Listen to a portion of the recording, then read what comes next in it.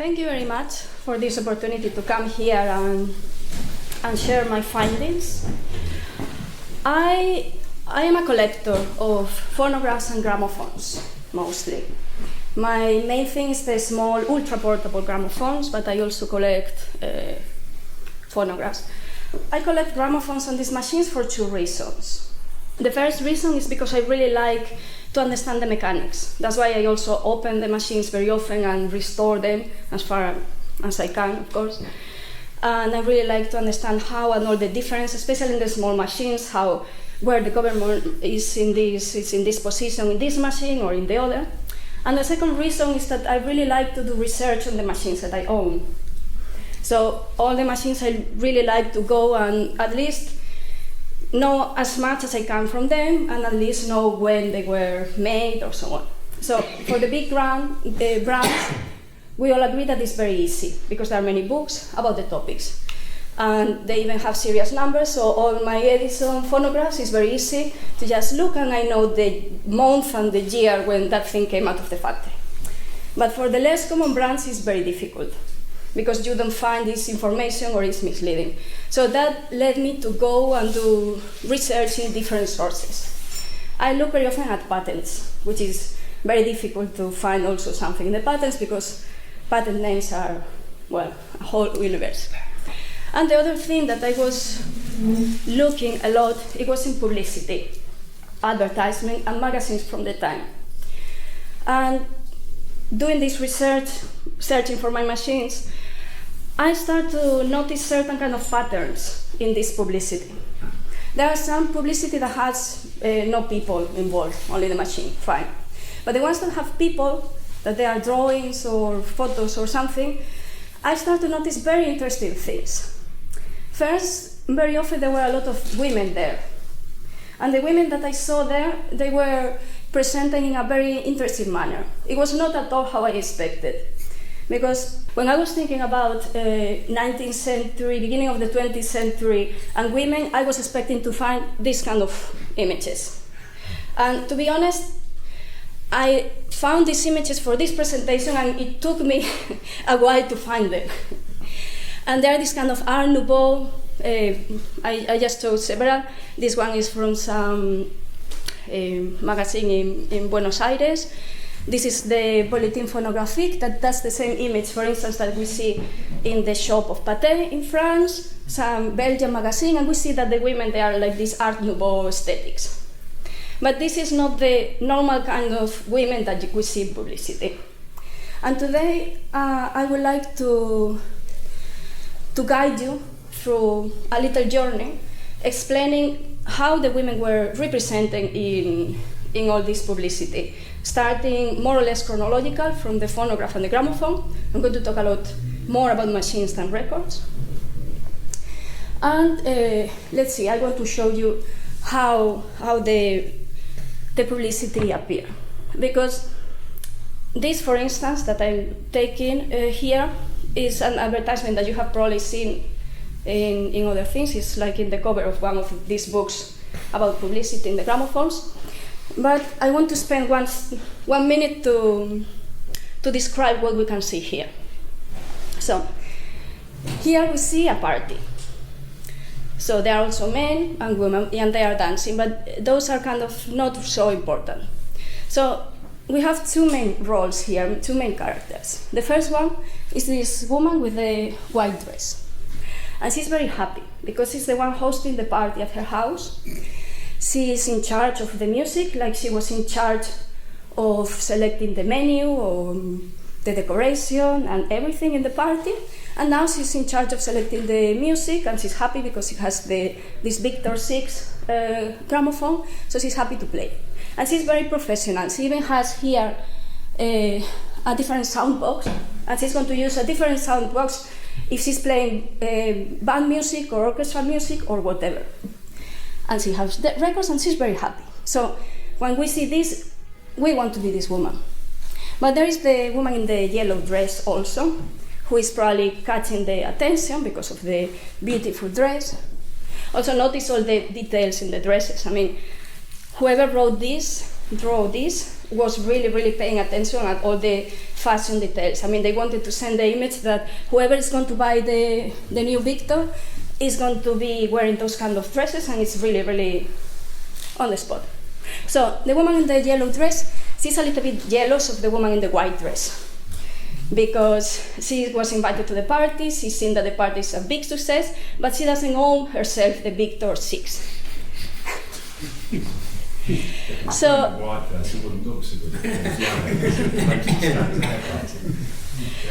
so now we step one step back, and we think that this was made 1907. So who is reading this? Who is looking at this poster or this thing in a magazine? Is a man going to think, well, I want to give a Victor to my wife because she feels jealous of the woman? It's too complex. I think the easy answer is that this was a publicity made for women. So you can look at the picture, you feel like, I want to be the woman in the white dress, but unfortunately I'm the one in the yellow dress. I will buy the Victor and then I will become happy. Publicity. But so this is the type of publicity that I've seen. And this is what I want to explain today in a chronological order, I was saying before. So let's start with the phonograph. Phonograph, it's so nice not to have to explain what is a phonograph. Sorry.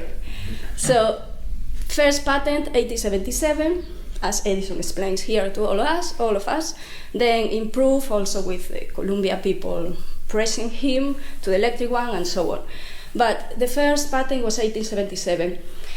He invented the phonograph, and he felt he needed to write what was the phonograph going to be used for.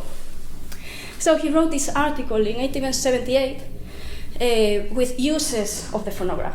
And I'm writing here, I'm putting this photo of the tinfoil phonograph because I'm still trying to understand, like, you have all these kind of sign fixtures uses, and he's referring, the only thing that he has in mind is that thing, not the cylinder ones. So the uses, what should be used for is letter writing without the help of some stenographers, so there can be some privacy, dictation of different letters or court or legal reasons, and so on. Books like audiobooks, what we understand today as audiobooks, music, but notice that music comes here in the middle and not like a small important thing. The musical boxes, because at the time the machines that were giving music was musical boxes, clocks, toys, we know what happened with the little dolls, speech of people like he quotes Washington, Lincoln, and so on, and also to prefer the telegraph and gramophone. And what is important about this list is that it really said how the phonograph was used for the next 20 years. What I mean by that is that music is not so important here. They were not thinking that music was going to be the thing that people were going to use these machines for, but there is a lot of business going on here, or things, and also things related to the home. So business at the office. For these reasons, the first machines that phonographs that they were made, both from Edison, Columbia, and so on, they were thought to be at the office. And how and who were the people at the office? Yeah, this is a little video that I cut because it was too long, from Edison 1910, that he's explaining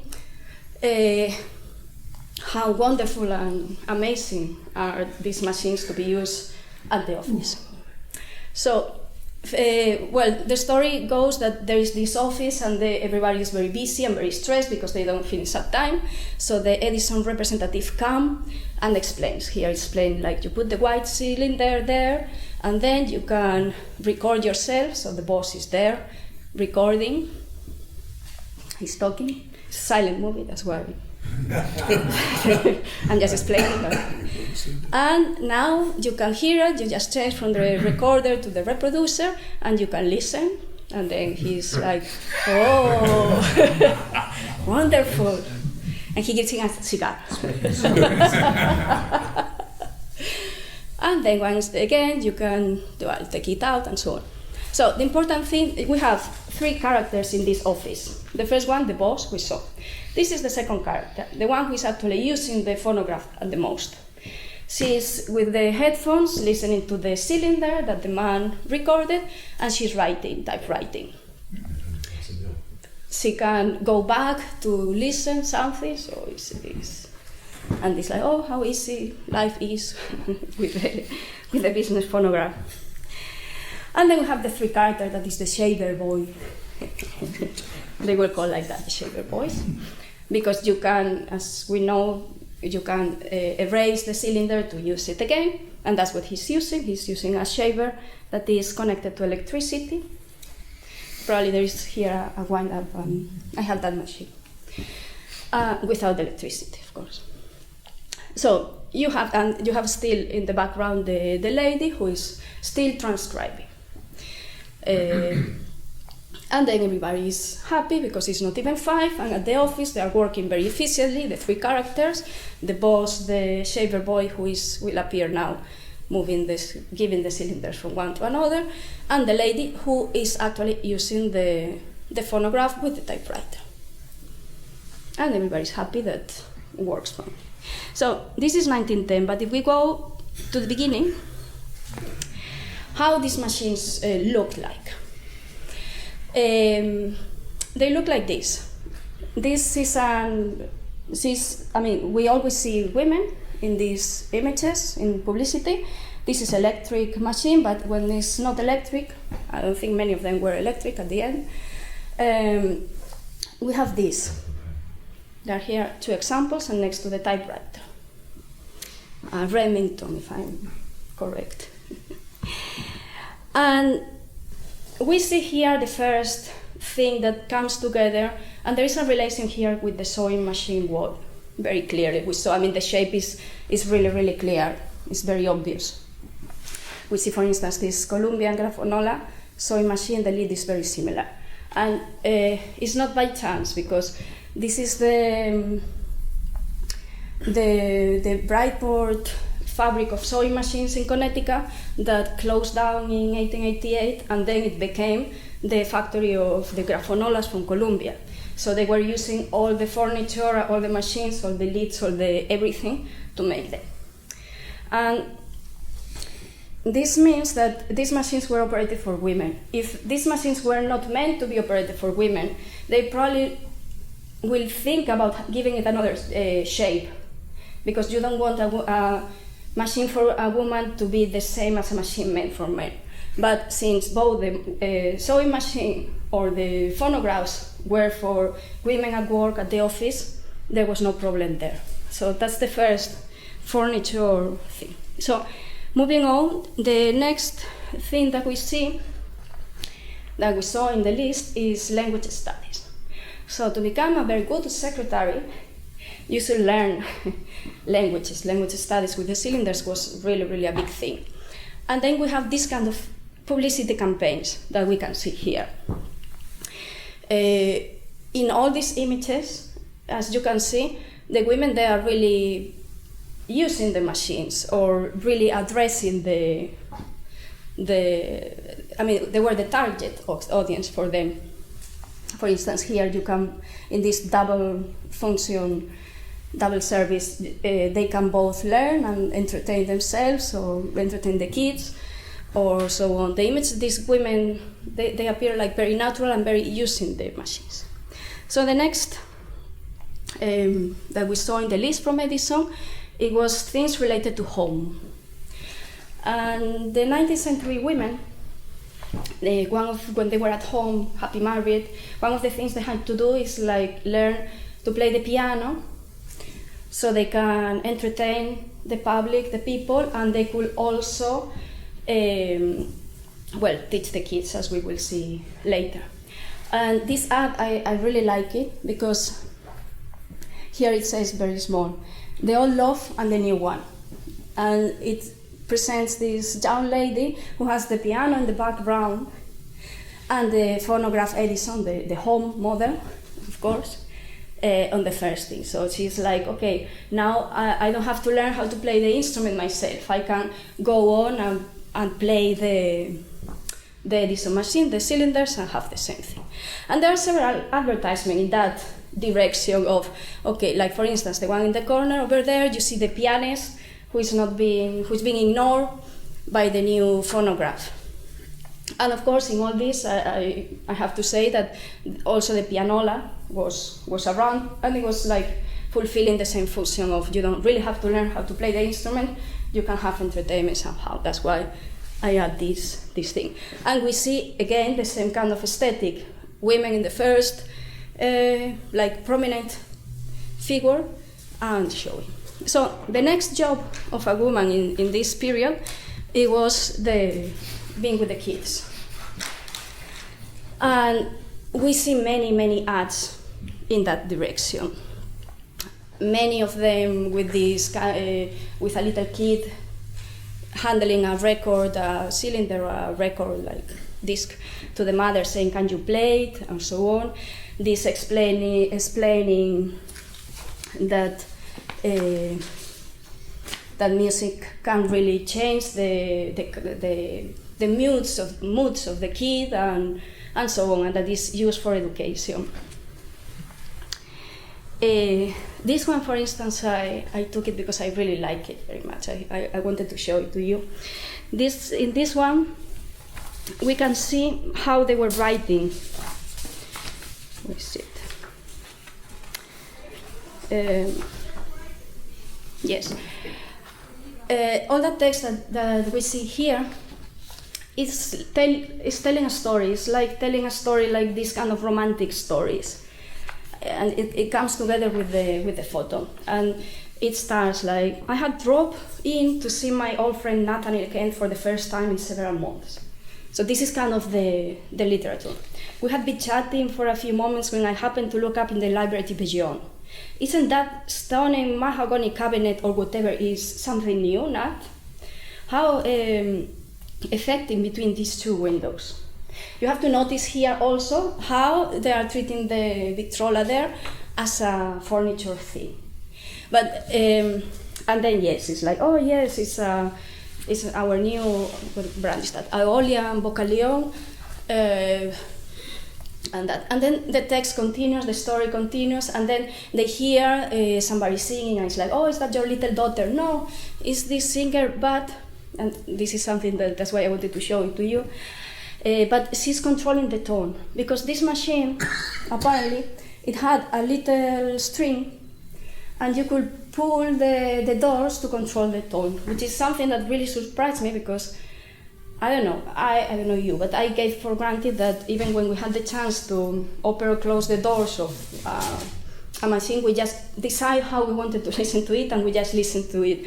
But I didn't think that it could be a possibility that when they were listening, they were doing an active listening, like if the orchestra was playing louder, they open more or close, and I just found it very interesting, so it's made it as a break. Moving on, again, with the kids. Even when they are going to be a little bit older, is this publicity clearly addressed to a woman when she reaches 18. The idea is that you need to educate the kids, so when she's 18, she will have like the right education and so on. And then the young people, or the young folks. I don't know if you use that expression very much, I really like it. Do they love their home, or would they rather go? So or that one over there, like, don't let the young folks get into the habit of seeking amusement outside of their own home. Make the home pleasant for the young folks. So the idea is that the women is in control of whatever happens in the home, the music they play, and if they can entertain the teenagers, they are not going to go outside and look for trouble. And it also applies to the men in the family. So we see, for instance, that advertisement, I've seen it in many magazines and everywhere. So that was a campaign, this, when a man leaves home. The idea is like when a man leaves home is because he's looking for entertainment somewhere else. So if you have a phonograph and you play the music he wants, he's going to stay at home and not go to the pub. So clearly publicity for women. Or this one, entertaining the boys. And I mean, it's like even there, like if you, the girl who is the most popular is the one who can play the nice music, and then everybody wants to go to her house, or the boys, so to listen. So again, the one operating the machine is the woman, and the one who is like getting the attention from the man to go home is the woman. And now we get to the gramophone.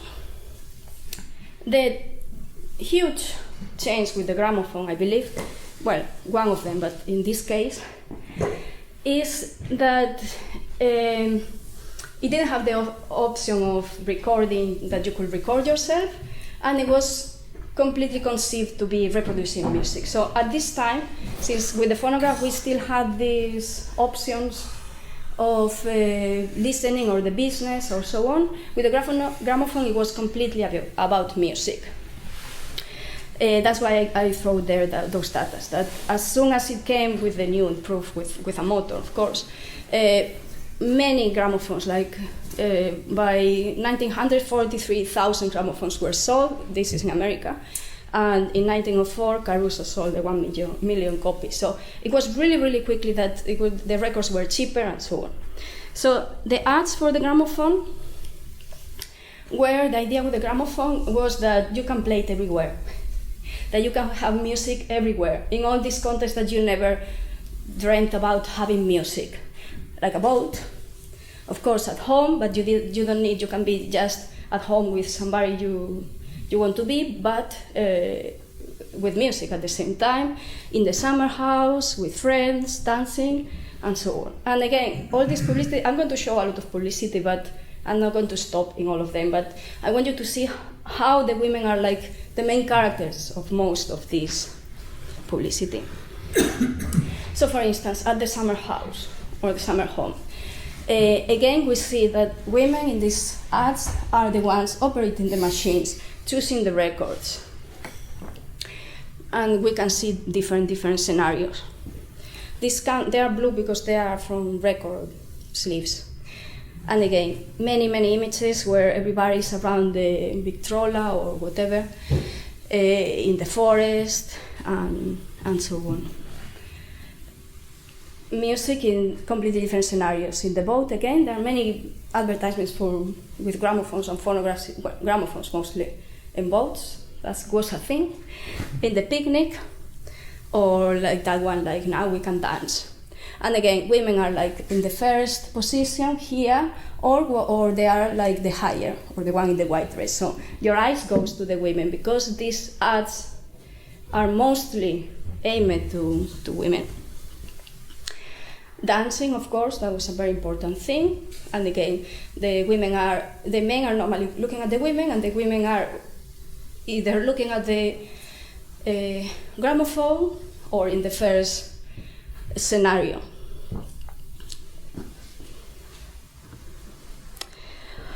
Also some examples of exercise. This is a little bit of a goofy here with a Peter Pan and things. So they were thinking about different uses of the gramophone. That record over there is actually for doing exercise, and you have the list of the exercise, and you could follow along and so on. Also, concerts at home, the same. All the eyes go to the figures of the women in all these pictures. The men are a little bit in the shadow, or even if they are like on the first thing, like in this case, the higher drawing always goes to the woman here.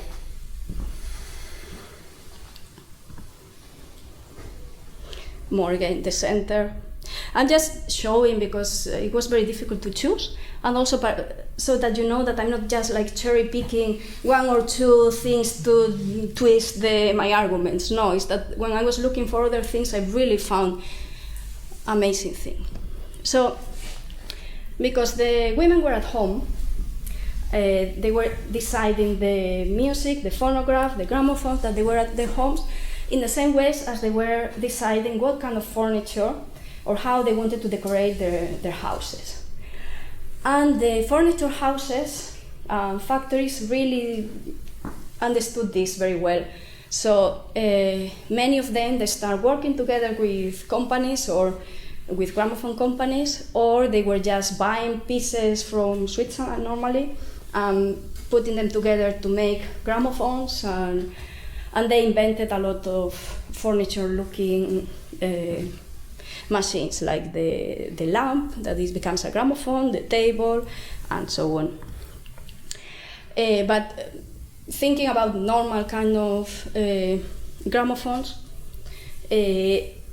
they were so much influenced by the different trends that when one trend came in, they felt the need to follow along. For instance, if that year, for some reason, the Spanish furniture was, or the Spanish trend was in, they also, apart from all the furnitures that were like in that kind of Spanish looking, whatever Spanish meant for them at the time, they also had to have the Victrola that was also in the Spanish style. And Columbia had like a lot of advertisements in this sense, showing all of different cabinets in different styles. And now I'm going to go one step forward, because I'm talking here that the women are deciding how the cabinets look, but I also believe that in some cases they also decide many things of the gramophone itself. For instance, here, let's think about the horns of the gramophones. I've chosen here a few of like important his master voice gramophones just to get to the point. First gramophone, the trademark looking like that, fine. Then, as soon as possible, you could find all these monarchs with either a Morning Glory metal horn, big horn, or this wooden horn. And then in 1906, Victor introduced the first internal horn machine, like the one above there that came, and that became a trend in the teens, on all that decade. And most of the machines you saw, they were like that with internal horn. You could also buy those, but mostly they are like internal horns. And that I believe that responds to the taste of the furniture. It didn't belong that it was not sounding better. Necessary. Putting the horn inside, it was mostly for aesthetic reasons. And there are some articles, for instance, in the Gramophone magazine, from the time people arguing this, like, oh, this is just this trend that now we have to have the horns inside, but they don't sound so good, but it doesn't matter. It's a trend that people wanted to have these new machines, so they changed. And by people, I mean women, because they were the ones really selecting what kind of furniture they wanted at their houses. I want to say, because maybe you think, okay, I have a table home from the 30s, that sounds wonderful. Yes, but that's because in the 20s, they start really thinking acoustically how to improve the horns. And you can see that there are articles around 25, especially with the change with electricity, but you can see all these orthophonic Victrolas that they start to show in the advertisement with this drawing, like how the horn is inside, and also the Viva Tonale in Columbia and all these brands. So yes, in the 20s they modified the horn, so acoustically they really improved them and they sound really, really good. But the horn was already inside, it didn't matter. And what I really, really refer here is the change that happened before, around the teens, that is completely for, I believe, for aesthetic reasons. Well, at this point, maybe you are wondering, what about the men? Because yes, there was publicity that was also for men. So I believe that the publicity that was addressed for men at this point, it was, you didn't see there was not normally people, and it was mostly the machines, like you see here. And then there were a lot of texts with a lot of facts about how good technologically is that machine. Like for instance, here you can also understand that the ones with no people around that are for men, because besides you have like motorbikes and things like that. Also, in the other side, in Publicity for Women, you see, if you look in the same magazine, that you turn the page and you have like washing machines and things like that. So that also helps to put context. So the Publicity for Men, I believe that it was more technological. For instance, that one over there, the Aeolian, it was from 1913, and it was trying to draw the sound waves and trying to make it more like technical. And there you see that also there is a man and a woman, but it's different than the photos that we see before, because the man is in a higher position and the woman is there, but you see the waves, and the man is like really in a superior drawing, and then they try to represent the waves and explain technical stuff. So going back to the Publicity for Women, in many advertisements you see women, like we saw before, operating the machines, really being in charge of how to play the music, like the one in the corner there that is choosing different needles to play. How do you want your audience to play the music, loud, soft, and so on. So they were really in charge. Like this campaign from Victor, I really like, in this the orchestra waiting for you to play, because you see here the conductor waiting for her to put the record, or the orchestra, or Paderewski over there, that is really waiting for her to start the music. I don't know, I just find it really nice. And again, going about the women moving, shaping a little bit the machines, I also think that in the case of the portables, there is also that the role of women have a lot to do with the machines, and very important. As we were saying before, as I was saying before, the idea of the gramophone is that it could be heard everywhere. So it's not. You see images of the gramophone in the picnic and the boat, or dancing, or so on. That's the guinea phone there, is from my collection, so it's very pretty. And before the portables were a thing, you could see advertisements like that, this small gramophone that you could take around. So people really wanted a portable before even the portables were a thing. And as we know, the first portables came with Decca in the First World War, or at least that's what this general said.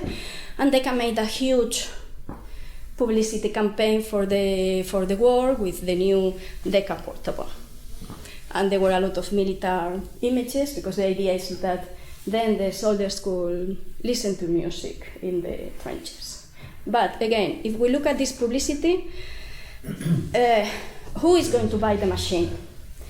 Is the soldiers who are already in the trenches, or are the women who are like daughters, sisters, wives, mothers of the soldiers who are at home reading this magazine and reading, oh, a gift from home. So I'm going to buy this Decca portable, I'm going to give it to my son, husband, daughter, boyfriend, whatever. And they will be able to listen to music from home and so on. So even if this looks very masculine, still the ones who are going to buy the gramophones at this time, the ones who were reading these magazines at this time, they are probably the women. Maybe there is some man who says, oh, I'm bored here in the trenches, please send me a gramophone, but I kind of doubt it. And I made this collage also thinking, because there was really a cut with the First World War and a change. So let's think for a second in this little girl over here.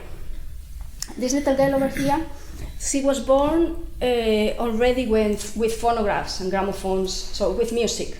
So music, some machine that can play music is not something new for her. Because she grew up and she went to the summer house and she saw the mother playing. Then she grew up and she saw their mother again playing in their parties. Now, that's printed back for that. Reversed. Sorry? It's got the pickup on the wrong side. Well, I'm not blaming you. yeah. Just saying Maybe not the top one. Top one. Oh. Well, maybe it's the shower. I don't know. Oh yes, it has the. Yeah, well, they wanted to show the brand, of course. It's for left-handed people. It's for left-handed people, yeah. just a wind-up. It's true, I didn't. Well, poetic license. Anyway, so First World War, portables came in and then sent into the brother or whoever, because he's a teenager. And now, after the war, she's a young adult on her 20s, and she doesn't want to listen to the same music as her mother did. She didn't want to listen to music in the same kind of machines as her mother did, because of in every generation there is a change. Like, I don't want to do the same as my generation before, especially after a war. You want to change everything. Also, she's in her early 20s. Maybe she has a job now as a telephonist or a secretary or something, so she could move out from her house. She's living in a small apartment, and now there are these portables that came because of the war or whatever, and she has now the opportunity to buy, because they're very affordable, these new machines. So as we see in this publicity, she can go with her car, maybe that's a woman with money, and go to the countryside just to listen to the portable. And maybe they also design some portables on the shape that are round, on the shape of a handbag, and they even call it a Royola flapper. That was like the most cool, new, in thing to be. So most of the publicity for portables, you see this kind of independent new woman who is traveling around the world, being happy with her independence. And you don't see that before. I mean, before you see a lot of publicity that is like the woman, yes, in charge, but at home and with kids or playing for an audience of her husband or whatever. But now here is by herself, with friends in a camping who are dancing in the background, or just by herself. I really love that image over there, because you only see the smile and the legs of the girl. And she's just enjoying, because she's traveling to, what does it say, Geneva or Germany or wherever. She's doing the interrally, or this like happy travel. So you see a lot of this. So I believe that with the portables, there is a reason that so many portables were suddenly so many popular, and I believe that the market of new women who wanting a different kind of life had a lot to do. So another kind of, so far we've seen that I was looking at publicity in magazines, publicity in big posters, in record sleeves, and I also looked at needle boxes. Needle boxes is a complete universe with thousands of things and images. Not very often they show people. I mean, normally they are like animals or just saying, or I don't know, I don't want to go too much into this because it's huge. But I looked into that and I found a few that introduce people. And very often they are like party, or like these ones. Like I like the Pate one very much, that she can see herself in the record. And they are women just either in the party or party people or that.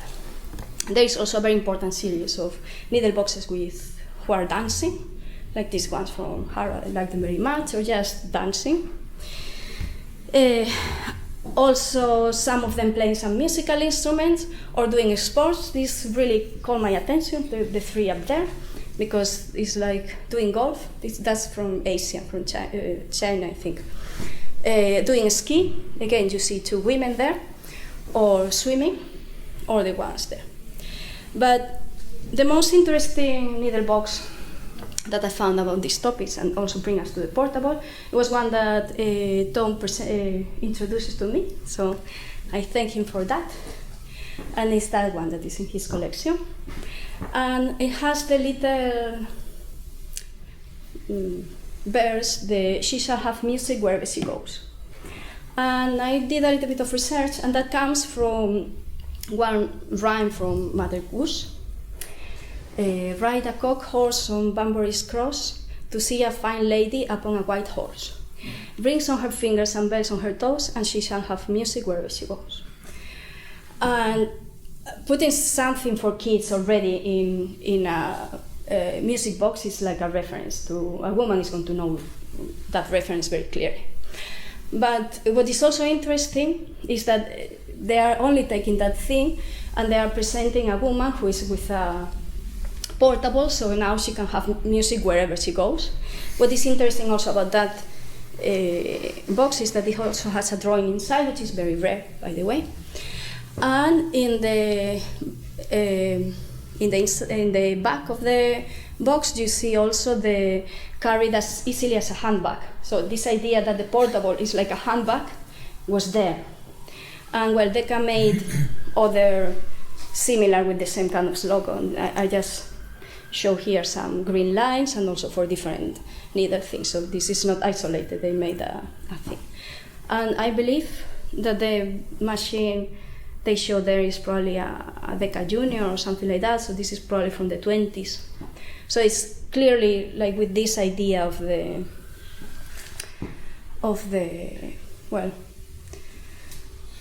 portable. And now here, I think it's a good time to take a little break.